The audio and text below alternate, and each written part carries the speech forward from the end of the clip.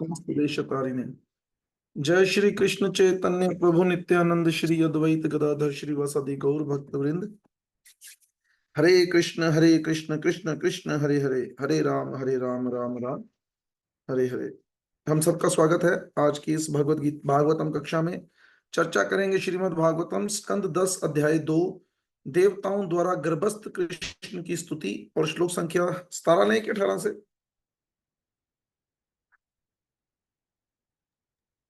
जी 17 से 17। सविभ्रत पोर्षम धाम भ्राजमानो यथा रवि, दुरासदो अति दुर्दशो भूतानाम संबभूवः।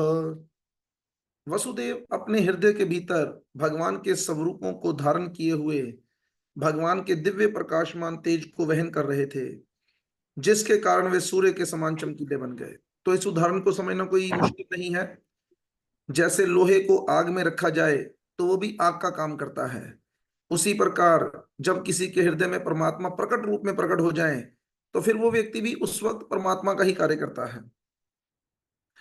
अतः उनकी और लौकिक दृष्टि द्वारा देखना या उन तक पहुंचना कठिन था, यहां तक कि वे कंस जैसे पराक्रमी व्यक्ति के लिए ही नहीं अपितु सारे जीवों के लिए भी दूरदर्श थे। तात्पर्य जगत गुरु शिला प्रभुपाद जी के द्वारा जगत गुरु शिला प्रभुपाद की जय। तो उम्मीद करते हैं चर्चा हम लोगों को ज्ञात है।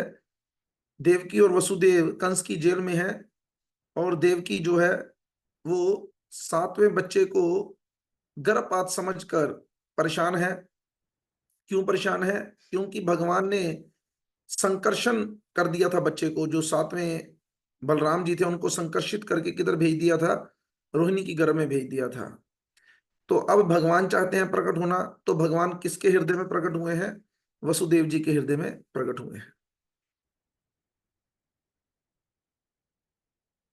तात्पर्य में प्रभुपाद बता रहे हैं, धाम शब्द महत्वपूर्ण है। धाम सूचक है भगवान के रहने के स्थान का। श्रीमद् भागवत के प्रारंभ में ही कहा गया है, धामना स्वेन सदा निरस्त कुहकम सत्यम परम धीमहि। भगवान के धाम में भौतिक शक्ति का कोई प्रभाव नहीं रहता। धामना स्वेन सदा निरस्त कुहकम, शब्दों की ओर ध्यान देना है। यहां कहीं भी भगवान अपने नाम रूप, जहां कहीं भी भगवान अपने नाम रूप गुण या परिकर के साथ रहते हैं, वही तुरंत धाम बन जाता है। तो हम सब लोग अपने घरों को क्या बना सकते हैं? धाम बना सकते हैं।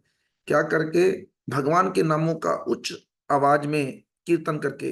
हरे कृष्ण कृष्ण कृष्ण हरे हरे, हरे राम राम राम हरे हरे। अभी मैं किसी कल के पेपर की तैयारी कर रहा था, तो उसमें एक प्रश्न आया, जिन लोगों के घरों में भगवान के ये शास्त्र हैं तो इसे क्या समझना चाहिए? किसी के घर में भगवत गीता, भागवतम, चैतन्य चरितमृत है तो इसे क्या समझना चाहिए?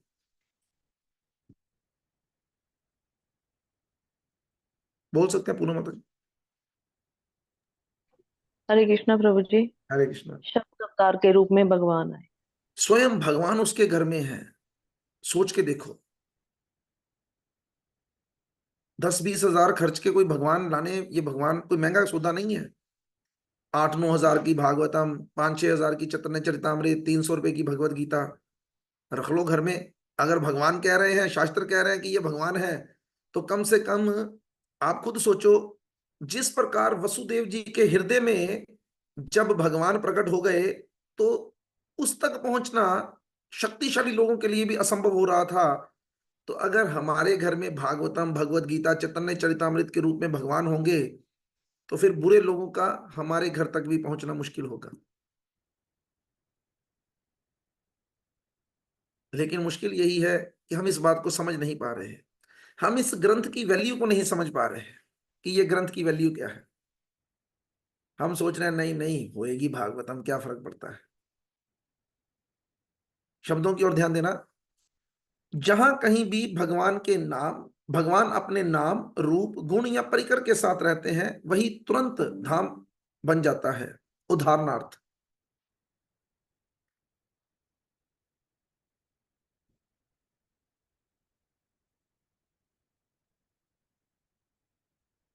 वृंदावन धाम, द्वारका धाम, मथुरा धाम, क्योंकि इन स्थानों में भगवान का नाम, यश, गुण तथा परिकर सदैव उपस्थित रहते हैं।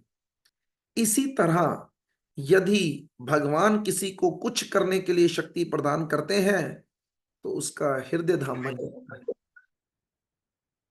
इसीलिए शब्द है ना, कृष्ण शक्ति बिना नाही तारे परिवर्तन। ये जो प्रचार का कार्य है ना, ये कृष्ण की शक्ति के बिना नहीं हो सकता। तो अगर आप में से कोई भी प्रचार कर रहा है तो उसका हृदय भी क्या बन गया है? उसका हृदय भी धाम बन गया है। अब सोच के देखो, ऐसे व्यक्ति के प्रति क्या ईर्ष्या करनी चाहिए?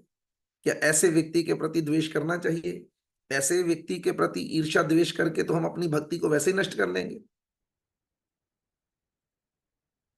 इसलिए मैंने कहीं लेक्चर में सुना था कि अगर आपको दिख रहा है ना कि कोई व्यक्ति, कोई भी एबीसी, वो कुछ ऐसा कार्य कर पा रहा है या कर पा रही है जो हटकर है थोड़ा, तो समझ जाना भगवान की शक्ति उसके हृदय से काम कर रही है। और ऐसे व्यक्ति के प्रति, स्त्री हो या पुरुष, बिना सोचे समझे अपने सिर को झुकाना। लेकिन हमारा थोड़ा सा उल्टा है, हम ईर्ष्यालु हो जाते हैं। जैसे ही थोड़ा सा कोई भक्ति में प्रगति करता दिखता है ना, तो हमारी ईर्ष्या का लेवल बढ़ जाता है। होना उल्टा चाहिए। अगर आपका कोई मित्र, कोई साथी, कोई सहयोगी भक्त बन रहा है ना, तो उसका लाभ आपको भी मिलने वाला है। जैसे अगर आपका कोई मित्र डीसीपी, डीएसपी, एसपी कुछ भी बन जाए तो आपको लाभ होगा ही। उसी प्रकार अगर आपका कोई मित्र, चाहने वाला भक्त बन रहा है ना, तो उसका लाभ होगा। ईर्ष्या मत कीजिएगा उससे। आगे लिखते हैं, और वे इतना शक्तिशाली बन जाता है कि ना केवल उसके शत्रु अपितु सारे लोग उसके कार्यकलापों को देखकर चकित रह जाते हैं। दूरदर्श होने के कारण उसके शत्रु चकित हुए बिना नहीं रहते, जैसा कि दुरासदो अति दुर्दशु शब्दों के द्वारा बतलाया गया है। और मैंने इसको देखा है, जो लोग हमसे जलते भी है ना, वो भी कभी कभी झूठे मुंह कहते ही हैं, कहते यार कुछ ना कुछ तो कमाल की तीर ही। तो लोग झूठे मुंह से ही तारीफ तो करते हैं। पौरुषम धाम की व्याख्या अनेक आचार्यों ने की है। श्री वीर राघवाचार्य कहते हैं कि यह शब्द भगवान के तेज का सूचक है। विजय ध्वज का कहना है कि यह शब्द विष्णु तेज के सूचक है, और सुखदेव इसे भगवत स्वरूप कहते हैं।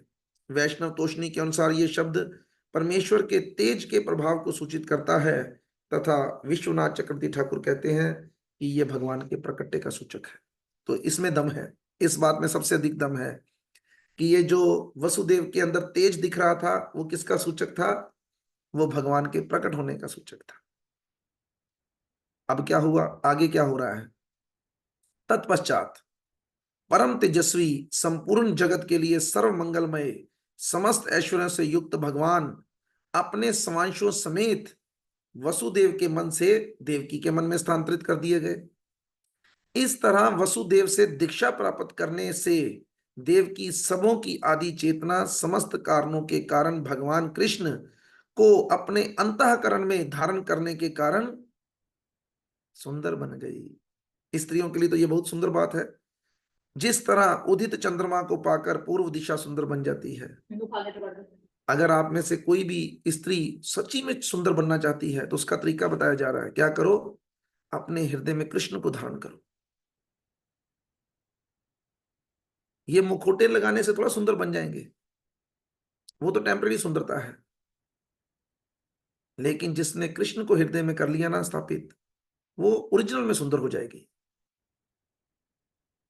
और दीक्षा का भी मतलब बताया जा रहा है बेसिकली यहां पर। एक मतलब, अनेक मतलब है दीक्षा के, लेकिन एक मतलब है गुरु क्या करता है दीक्षा के बाद या दीक्षा के वक्त, जो उसके हृदय में भगवान है वो शिष्य के हृदय में ट्रांसफर कर देता है।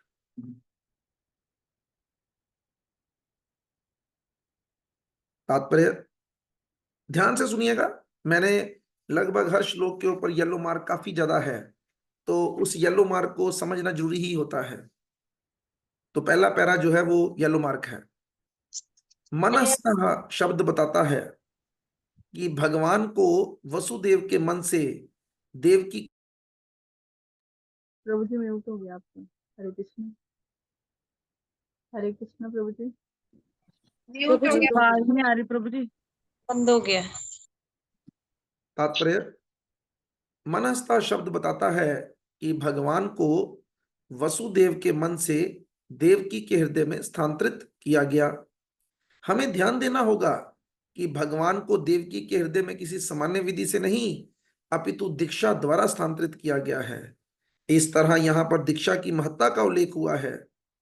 जब तक अपने हृदय में भगवान को वहन करने वाले उपयुक्त व्यक्ति द्वारा मनुष्य दीक्षित नहीं होता, तब तक उसे अपने हृदय के भीतर भगवान को वहन करने की शक्ति प्राप्त नहीं हो सकती। अब सोच के देखो, अगर आप लोग दीक्षित होकर भी इस कार्य को सही से नहीं कर पा रहे या हम नहीं कर पा रहे, तो हम कितने बड़े मूर्ख हैं। और जो दीक्षा लेने के बारे में सोच ही नहीं रहे, वो तो है ही मूर्ख, उसकी तो बात ही नहीं। लेकिन जो दीक्षा लेकर भी ये कार्य नहीं कर पा रहे, वो तो फिर महामूर्ख हुए। अच्युत अंशम शब्द का प्रयोग इसलिए हुआ है क्योंकि भगवान छठ ऐश्वर्य पूर्ण। आपको मालूम ही होगा कि भगवान के अंदर छठ ऐश्वर्य पाए जाते हैं। कौन कौन से?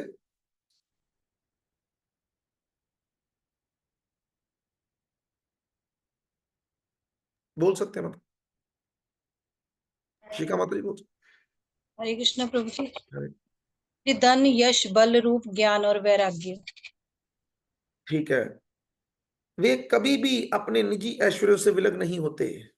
ब्रह्म संहिता में ठीक ही कहा गया है, रामादिमूर्तिषु कला नियमेन तिष्ठन्। भगवान अपने सारे अंश यथा राम, नरसिंह, वराह आदि के सहित सदैव स्थित होते हैं। इसलिए यहां पर अच्युतम शब्द का विशेष रूप से प्रयोग हुआ है।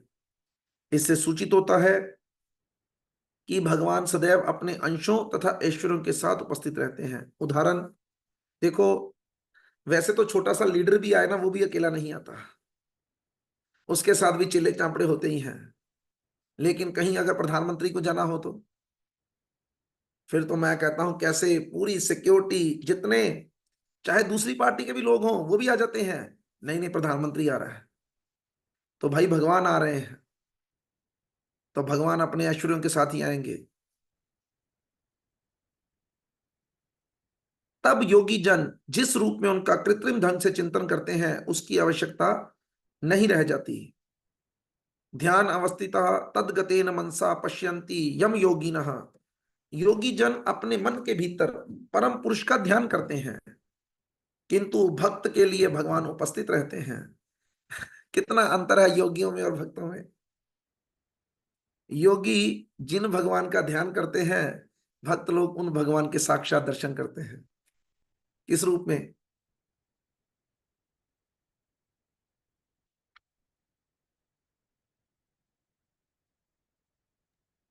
हरे कृष्ण प्रभु जी, गुरु के रूप में और भक्तों के जो श्रेष्ठ भक्त हैं, आचार्य हैं, उनके रूप में। ये भी ठीक है, इसमें कोई गलत बात नहीं है, लेकिन फिर भी कुछ शब्द और हो सकते हैं। हाँ जी, बोल सकता है कोई?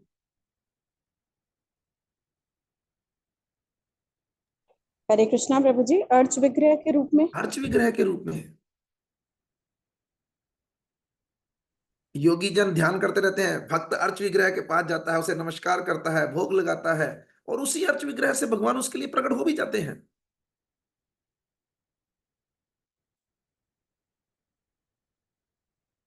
शब्द है, किंतु भक्त के लिए भगवान उपस्थित रहते हैं। उनकी उपस्थिति को प्रमाणिक गुरु द्वारा दीक्षा के माध्यम से जागृत किए जाने की ही आवश्यकता पड़ती है। बड़े सुंदर शब्द हैं ये। कहते, बड़ी सुंदर उदाहरण है।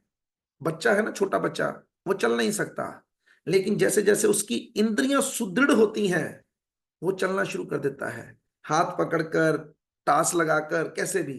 तो मतलब चलने की कला उसके अंदर थी, उसे केवल पुष्ट किया गया। उसी प्रकार ये कृष्ण प्रेम हमारे अंदर है, ये केवल गुरु के द्वारा पुष्ट किया जाता है, सेवा में लगाकर। भगवान को देवकी के गर्भ के भीतर रहने की आवश्यकता नहीं थी, क्योंकि देवकी के हृदय में उनकी उपस्थिति ही उनको धारण करने के लिए पर्याप्त थी।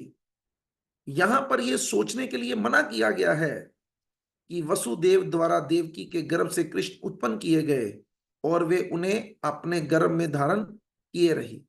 ऐसा नहीं सोचना चाहिए कहते, क्योंकि जैसे हम ऐसा सोचेंगे ना, हमारा स्त्री और पुरुष का रिलेशन की तरफ ध्यान जाएगा। भगवान के साथ ऐसा नहीं है। जब वसुदेव भगवान को अपने हृदय में धारण किए हुए थे तो वे उस चमकते सूर्य जैसे लग रहे थे, जिसकी चमचमाती किरणें सामान्य व्यक्ति के लिए सदा असहनीय तथा झुलसाने वाली होती हैं। वसुदेव के शुद्ध हृदय में भगवान का जो रूप स्थित था वे कृष्ण के आदि रूप से भिन्न नहीं है। कृष्ण के रूपों का कहीं भी और विशेष रूप से हृदय में प्रकट्य धाम कहलाता है। धाम ना केवल कृष्ण के रूप का अपितु उनके नाम, रूप, गुण तथा परिकर का भी द्योतक है। सब कुछ एक साथ प्रकट होता है। तो देखो भाई, हमने इस मंगल आरती के द्वारा सीखी ये बात। शब्द है चतुर्विधा श्री भगवत प्रसाद स्वादन तृप्तान हरि भक्ति संघान। नहीं, ये लाइन नहीं है।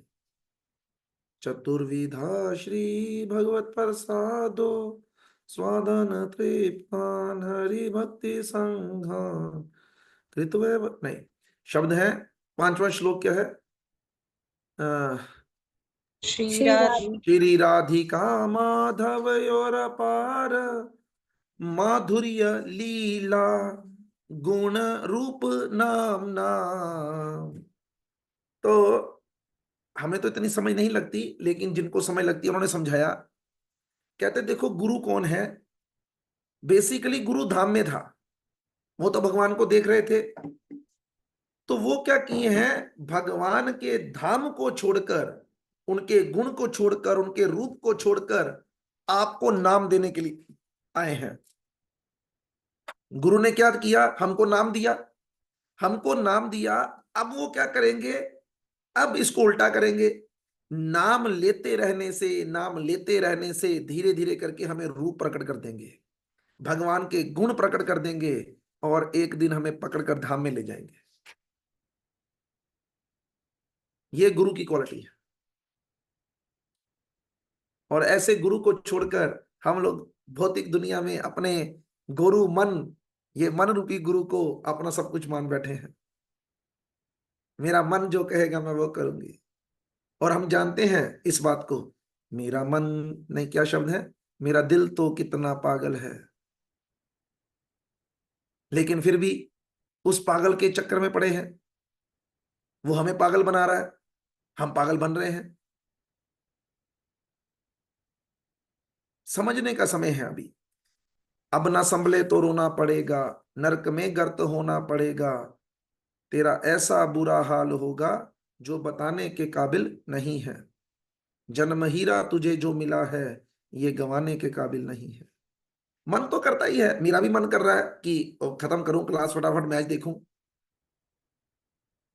मन की कौन सी बात है? मन तो बहुत कुछ करता है।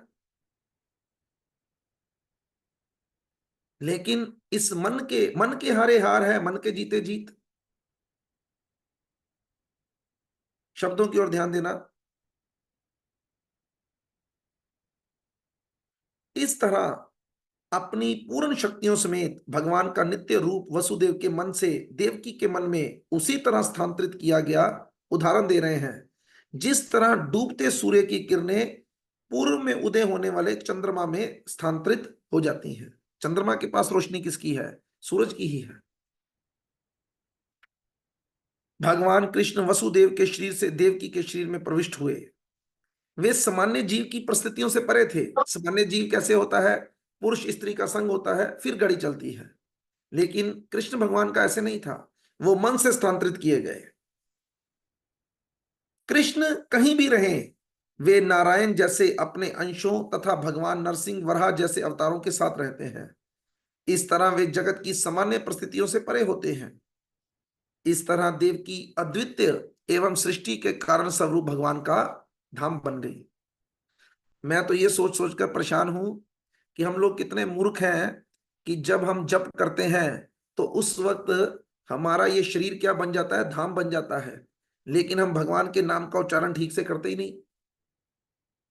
हम इतने बेवकूफ बन जाते हैं कि माला करते करते कभी कुछ खा रहे हैं, कभी बातें कर रहे हैं, कभी कुछ कर रहे हैं। लेकिन यहां पर तो ये चीज स्पष्ट हो रही है कि जब हम कृष्ण का नाम लेते हैं तब हमारी ये जीवा, हमारा ये मुख, हमारा ये शरीर क्या बन जाता है? धाम बन जाता है, भगवान का निवास स्थान बन जाता है। शास्त्र कहता है कि भगवान आपके जप के माध्यम से आपकी जीवा के ऊपर नाचना शुरू कर देते हैं।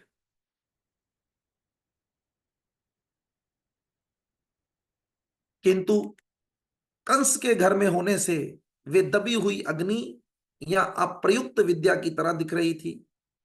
अग्नि, मुझे नहीं पता आपको अनुभव है कि नहीं है, कभी कभी अग्नि जो है ना वो राख में दब जाती है।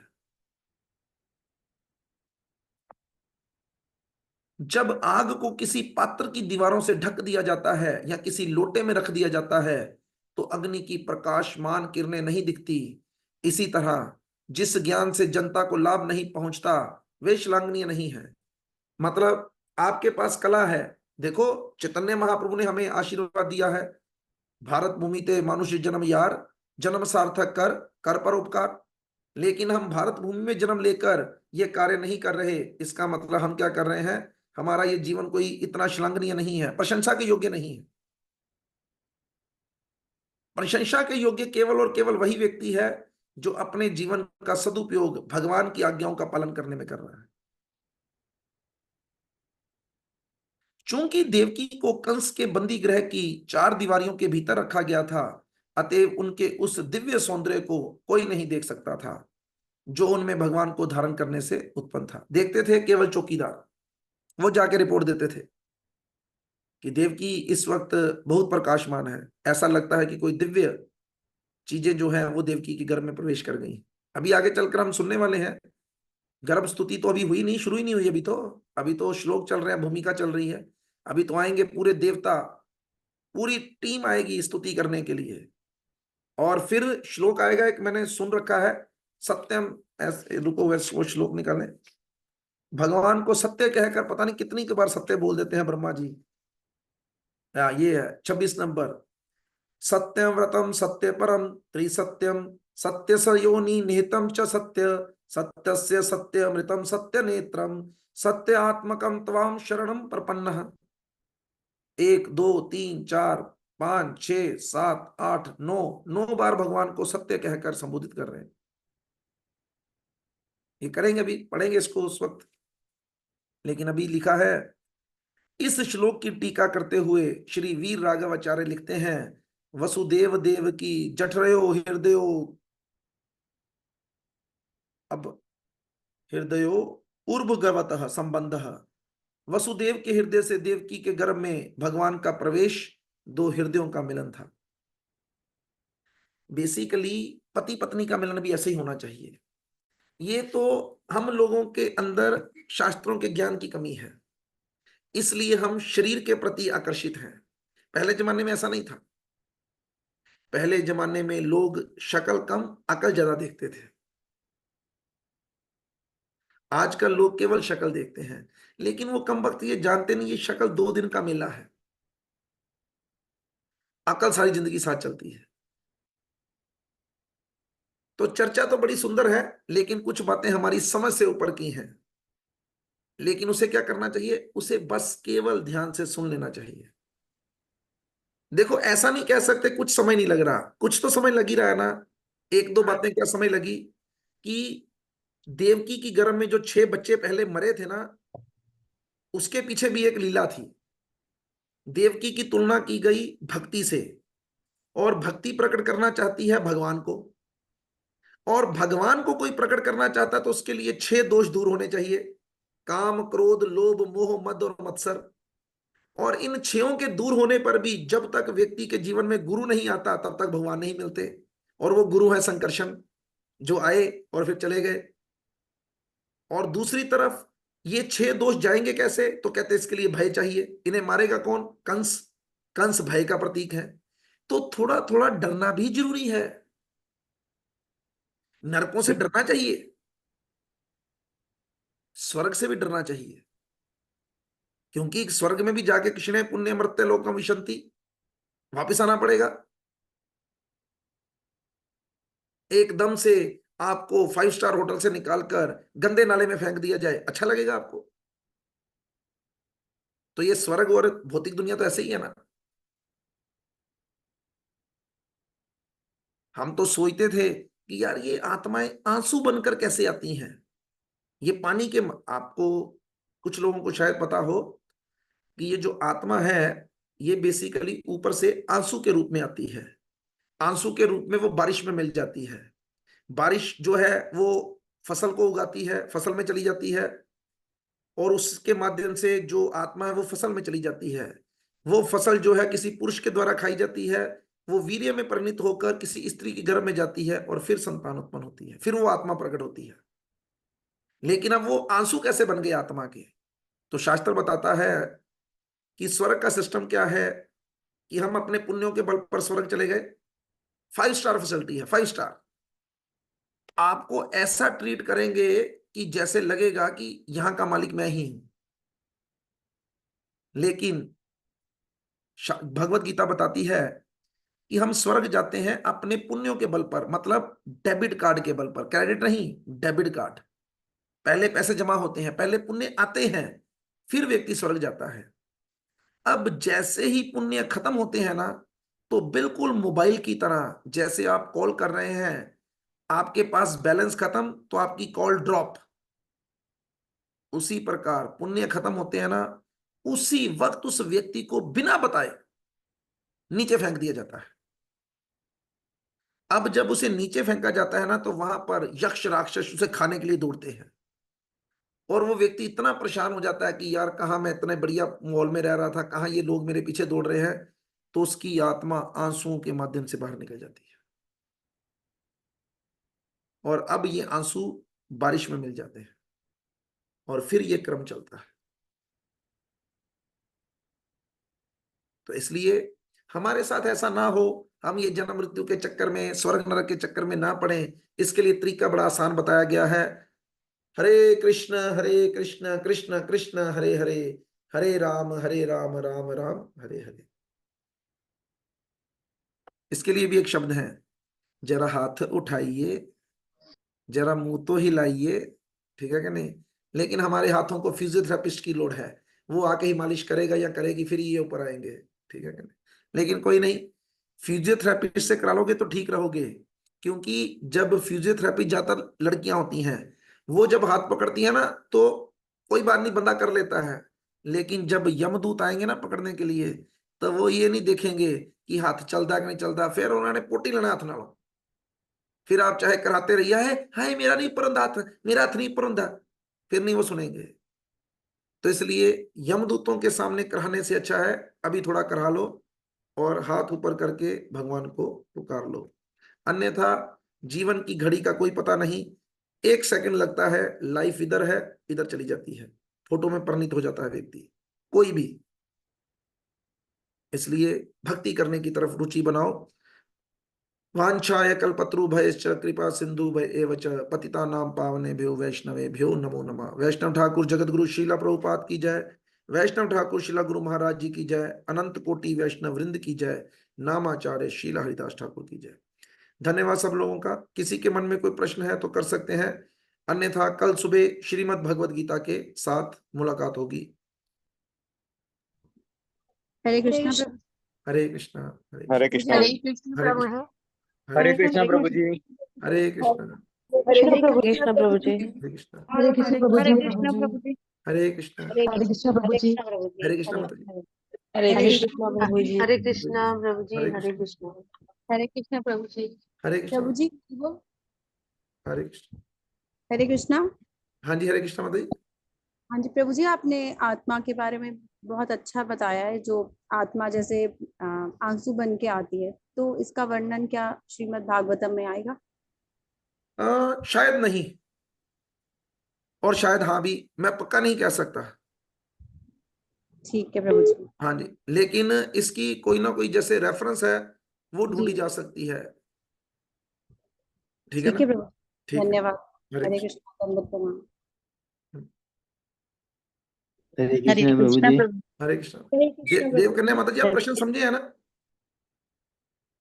हाँ जी, हरे कृष्णा प्रभु जी।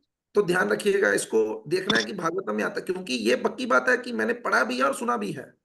प्रभु जी, भगवत गीता में प्रभुपाद के तात्पर्य में शायद है यही बात, जब तो ठीक देवताओं की ठीक है, पूजा की बात जहां पे भी करता है। नजर आए कभी भी तो इसको नोट करना है, ठीक है ना? ठीक है प्रभु जी, हरे ठीक, कृष्ण। हरे कृष्ण। हरे कृष्णा प्रभु जी, दंडवत प्रणाम। हरे कृष्णा, हरे कृष्ण, हरे कृष्णा प्रभु जी। हरे कृष्णा, धन्यवाद। प्रभु जी। हरे कृष्णा। हरे कृष्णा प्रभु जी। हाँ जी, हाँ जी माता जी, बोल सकते हैं। प्रभु जी, ये मेरा एक क्वेश्चन था कि जैसे हम इतना सुनते हैं, मतलब कि काफी सुनते हैं, पर असर क्यों नहीं होता हमें फिर? हम सुनते नहीं, ये हमारा भ्रम है कि हम बहुत सुन रहे हैं। कितने घंटे हैं दिन में? 24। तो आप ज्यादा से ज्यादा 5 घंटे सुनते होंगे, इससे ज्यादा नहीं सुन सकते। हाँ फिर जी, ये सुनते बात भी ठीक है, पर नहीं सुनते नहीं है। वो तो बहुत कुछ सुनते हैं, पर प्रभु जी कुछ मैं तो क्या असर होना चाहिए ना मैं हमें। नहीं नहीं नहीं नहीं, जितना सुनते हैं उतना असर हो रहा है। आप रेशो निकाल के देखो ना, आप रेशो निकाल के देखो। देखो, मैं ऐसी उम्मीद करता हूं कि हम में से कोई भी 5 घंटे से ज्यादा नहीं सुनता। तो एक हाँ तरफ जी। 5 है और एक तरफ 19 है, हिसाब लगा लो आप खुद ही। तो असर किसका फिर ज्यादा होगा? ये बात भी ठीक है प्रभु जी, पर फिर उसको हम कैसे लगाएंगे? इतना मतलब इतनी तो हमारे देखो, अंदर नहीं नहीं नहीं कैपेसिटी नहीं, नहीं है आप देखो, सुनने ये की। मैंने नेगेटिविटी बताई है, पॉजिटिविटी देखो। ये 5 घंटे कैसे लगे? एकदम से लग गए? नहीं प्रभु जी। तो फिर आपने थोड़ा सुना, आधे घंटे चालू हुआ, फिर आपने आधा घंटा सुना, 1 घंटा हुआ, 1 घंटा सुना, सवा घंटा हुआ, सवा से डेढ़, डेढ़ से दो, दो से ढाई, ढाई से तीन, तीन से चार, चार से पांच।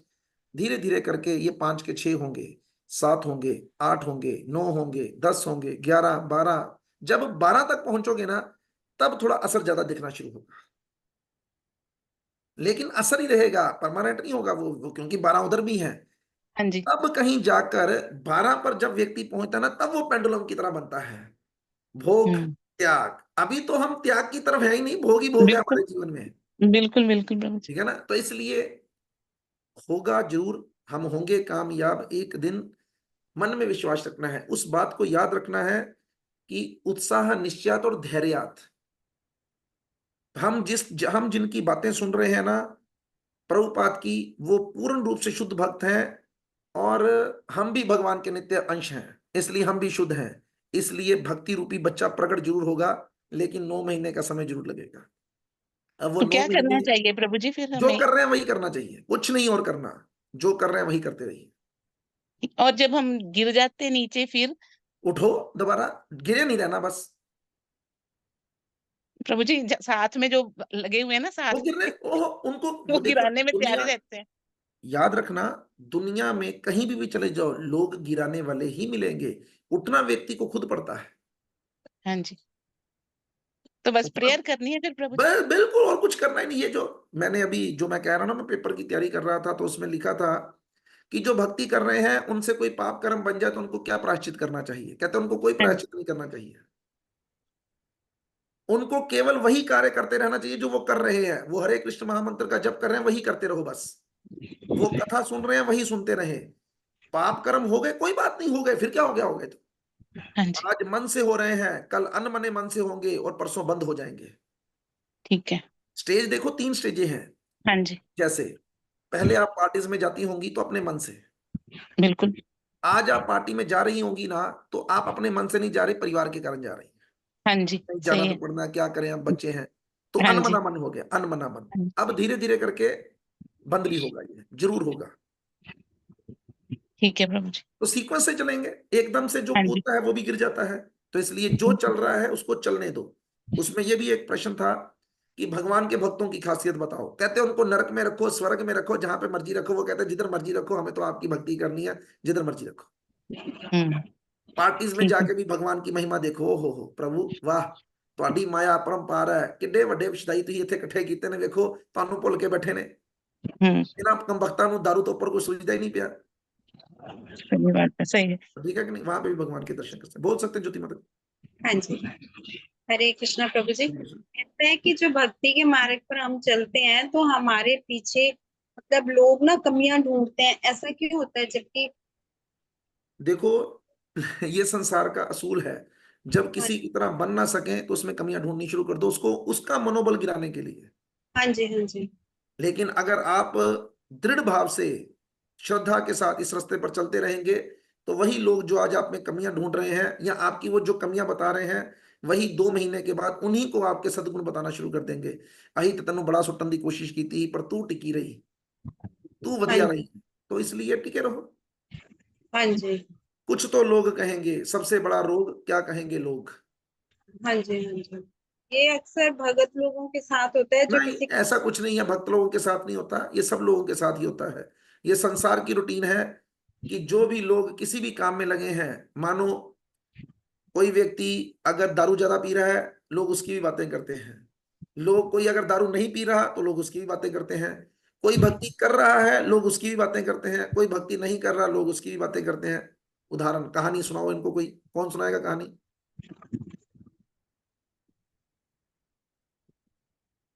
हरविंदर कौर जी, आप अनम्यूट करिए आप। कौन सी कहानी रविंद्र माता जी? हरे कृष्ण बाबू जी, वो जो घोड़ा होता है और हाँ, दो तो पति पत्नी जा रहे ठीक होते है। हैं। एक बार एक पति और पत्नी मसूरी गए होंगे, मनाली गए होंगे, तो वहां पे, यहाँ श्रीनगर गए होंगे, तो वहां पे उन्होंने सोचा होगा कि चलो घोड़े की सवारी करते हैं। तो घोड़े की सवारी करने लगे, दोनों एक ही घोड़े पर बैठ गए, पति पत्नी है, बैठ सकते हैं। तो थोड़ा सा आगे गए तो एक मेरे जैसा व्यक्ति बैठा था रास्ते में ही। तो वो देखा दाई घोड़े बेचारे दिल्ली तक कट छड़ी है, कोई शर्म करो कुछ। दोवें चढ़ गए घोड़े पे, बंदे को अच्छा नहीं लगा, वो नीचे उतर गया कि चलो पत्नी को पहले दे देते हैं, बाद में मैं बैठ जाऊंगा। तो थोड़ा सा आगे गए तो कोई और बैठा था, वो अंजू माता जैसा था। वो कहता है जोरूदा गुलाम जनानी चढ़ाई ऊपर ते आप एक चढ़न दिया पैदल, की थोड़े ਇਹੋ ਜਿਹੇ ਬੰਦਿਆਂ तो जनानी को अच्छा नहीं लगा, जनानी नीचे आ गई, बंदा ऊपर आ गया घोड़े के। फिर आप जैसा तो कोई था, ज्योति माता जैसा, तो वो कहते हैं देखो किड्डा बेशरम आदमी है, आपे घोड़े ते चढ़न दिया ते जनानी बेचारी नूं पैदल चलान दिया। तो कुछ आगे गए तो अब क्या किए, दोनों ही नीचे उतर गए। कहते यार नीचे उतर जाते हैं, नीचे उतर के दोनों घोड़े को पकड़ के चलने लगे। तो आगे हरिंदर माता जैसा खड़ा था कोई, देखो पागल, घोड़ा नाल ते दोवें पैदल तुरी फिरदे ने। अब ऑप्शन बताओ क्या करें बेचारे। तो इसलिए सबसे बड़ा रोग क्या कहेंगे लोग, लोगों की परवाह नहीं करनी। हमें पूर्ण विश्वास होना चाहिए कि हम जो काम कर रहे हैं वो ठीक है, फिर भाड़ में जाए दुनिया। ठीक है ना? हाँ जी, हरे कृष्ण। हरे कृष्ण। ये थैंक कहानी यू दो प्रभु चार को ये कहानी 2-4 को सुना दीजिएगा, ठीक है ना? हरे कृष्ण। नहीं प्रभु जी, थैंक मुझे एक्सपीरियंस बहुत हुआ है नाम जप करके, बट कई बार मन है ना वो, ये कई होता है बार नहीं, कई बार नहीं, अक्सर मन ऐसा ही कहता है। लेकिन हमारे गुरु महाराज जी के शब्द हैं, इस मलिन मन की हर बात बेकार है। जब तक ये मन गंदा है ना, इसकी हर बात बेकार है। इसलिए इसे हंटर मारो, जो मर्जी करो, इसको बोलो तू नाम जप कर, बाकी काम तो करेगा ही अपना, लेकिन हाँ थोड़ा जी, सा नाम जप करवाओ इससे। जब ये मैं धीरे धीरे करके नाम जप करेगा, फिर धीरे धीरे करके ये शुद्ध होगा। और जब ये शुद्ध हो जाएगा ना, तब ये अच्छी अच्छी राय देगा हमको, तब देगा अच्छी अच्छी राय। तो अब देखो, इस क्लास में भी तो मन ही लेकर आया ना, हाँ जी, मन मान रहा है तभी तो बैठे हैं। तो ऐसे करते करते धीरे धीरे करके ये भक्तों से मिलाएगा, फिर और आगे बढ़ाएगा, तो फिर ठीक हो जाएगा। हरे कृष्ण। ठीक है, थैंक फिर यू कभी प्रभु जी। कर हरे सकते हैं। कृष्ण। हरे कृष्ण। हरे कृष्ण प्रभु जी।